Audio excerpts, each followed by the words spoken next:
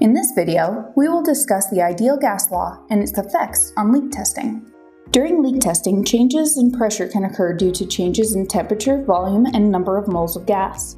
Since parameters like pressure, volume, and amount of air are involved, this process is governed by the ideal gas law, PV equals nRT, where P equals the pressure of the air or gas enclosed in the container measured in atmospheres, V equals the volume of the container occupied by the gas measured in liters, N equals the number of moles of gas, R is the ideal gas constant with a value of 8.314, and T equals the absolute temperature of the gas measured in Kelvin.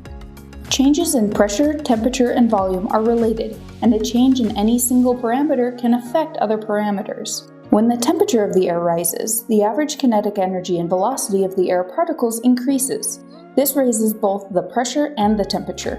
When the test part is pressurized, the walls of the part can undergo expansion. This causes a change in the volume of the part. With an increase in area, the overall pressure drops. Similarly, a decrease in the volume causes an increase in pressure, so long as the temperature and number of moles are constant. If the number of particles increases, the exerted force per unit area also increases. Using the ideal gas law, a suitable relation can be derived that allows determination of leak rates through pressure loss in the part. A leak rate can be seen as a volume of gas that escapes through the part per second.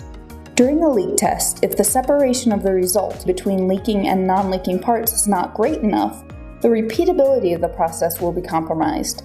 This is due to environmental factors influencing the pressure and temperature of the part under test.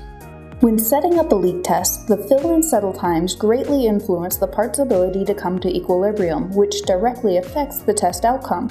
The greatest contributor to successful test outcomes is the fill step. At higher test pressures, a longer fill step will allow the thermodynamic process to reach equilibrium.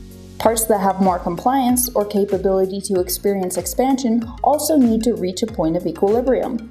The ideal gas law illustrates how reducing or nullifying pressure and thermodynamic change influences test repeatability by causing greater separation in the delta P, thus improving the test.